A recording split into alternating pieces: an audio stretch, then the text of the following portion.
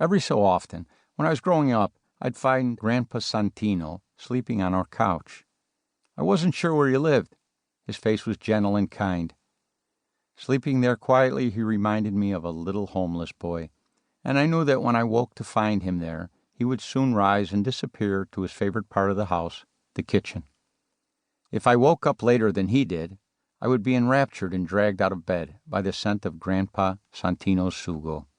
About once a month, he'd serve his treasured tomato sauce for our sacred dinner. I helped him make it, when he let me. One Sunday, when I was maybe 7, I walked into the kitchen with its ancient wooden table and wobbly chairs. The cabinets were metal, painted brown, and the floor was clothed in a worn-stained linoleum. The original pattern was white with gold swirls. The white had turned off-white and then gray. The only thing resembling gold about the swirls were mustard stains that couldn't be scrubbed out of the cracks and crevices. The kitchen was 10 by 12 feet. The table, with the 6 wobblies situated around it, looked like they had come directly out of a scene from a film about a second-hand store. Grandpa stood with a wooden spoon in his hand.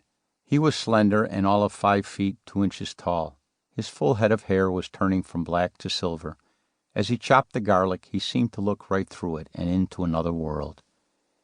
He had seen so many things in life. He had made the voyage to a new land. He had survived. There was a unique sense of satisfaction on his face. It seemed that simple accomplishments, such as chopping garlic, gave him a profound sense of purpose. Grandpa's mother, Angela, always made the Sunday ragu, or sugo, with neck bones. Grandpa Santino was certain that they were an important part of the magic. From time to time, Grandpa told stories about growing up in Puglia, his family, the olive trees, and the feast days dedicated to saints. I'd seen some photos with my various members of our extended southern Italian family. I envisioned myself, with my hooked nose, wearing a cap, on a ladder, leaning against an olive tree, gently raking the leaves, causing the green and black treasures to fall into the net placed on the ground. Somehow back then, in the strangest way, I was already a part of those trees, those olives, those saints. I had never really lived in America. The most formative years of my existence had been passed in an Italian ghetto, thousands of miles from home. My mother's parents arrived in Chicago from Modugno, a town near Bari, in southern Italy, in the state of Puglia. Santino, my grandfather, dreamed of singing opera. Soon Angela was born, then Maria, Vittoria, Vincenzo, and finally my mother, Sara. Antonio, my grandmother, disappeared shortly after my mother's birth and was not seen again for more than 30 years. Grandpa's steadiest income came from singing in bars. Ma grew up in foster homes. The bliss continued when she married my father, a proud Irish Renaissance man, dock worker, thief, and all-around gangster. I was named Patrick, after the patron saint of Ireland. Ma decided I would be a physician.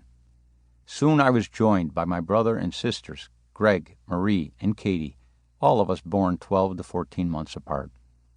Our neighbor was Little Italy on the south side.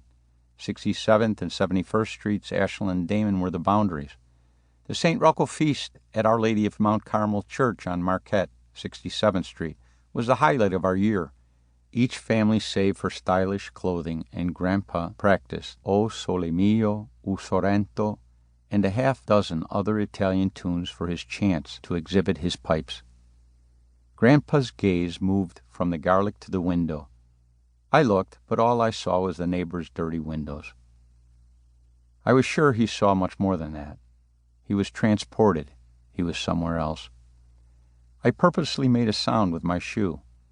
Grandpa looked to the side and then at me standing in the doorway, rubbing my eyes. "Prova," he said gently, as he handed me the wooden spoon filled with the red elixir. The smile on his face emulated the warmth of the Mediterranean he came from, and in one action, one grin, he beamed more tenderness than my father had transmitted in his entire lifetime. Grandpa's stay in Chicago was marred by a stark reality. It appeared that the stories told in the piazzas of Italy about streets paved with gold were mostly cruel jokes. To keep listening to this audiobook, I've left you a link in the description so you can do it, at no cost thanks to Audible's 30-day free trial.